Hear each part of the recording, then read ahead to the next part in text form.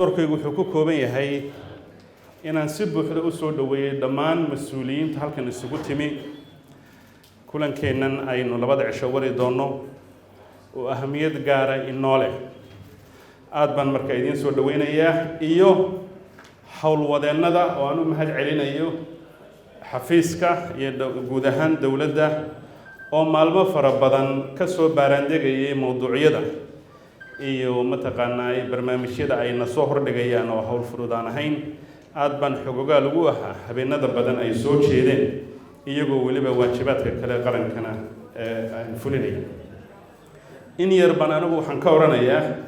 horta caam ahaan marka kambani yar la furayo oo 100 qof 300 qof ay ka shaqeyso ama wax ka yar maalmo badan baa la fadhiyaa barnaamij baa la dejistaa xeerar baa la samaystaa oo lagu shaqeeyaa waa kambani yar oo laga yaabo inuu wax yar iibinayo laakiin dawlad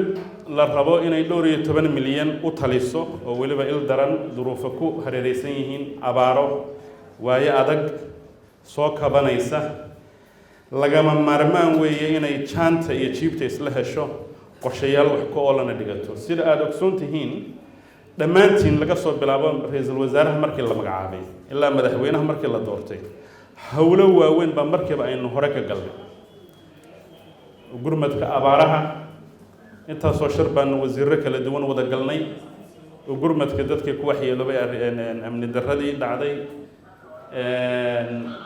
qabashadii imtixaanaadka wasaaradda waxbarashada waa inta yareedaynu magacawnay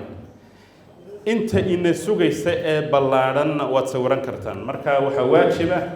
inaynu hadaf guud aragti guud lahaano dowladna sharci ayaa sal u ah waxa sal u ah siyaasad ay dejiso waxa sal u ah xeer hoosaadiyo iyo nidaam lagu shaqeeyo inahaasaynu isla meel dhigaynaa waynu u weel tolanaynaa hawsha weyn inay hortaalla waxaan rabaa inaan ku soo dhaweeyo ra'iisul wasaaraha oo inoo bayaamin doona bal hadafka aynu leenahay waxa uu inaga filanayo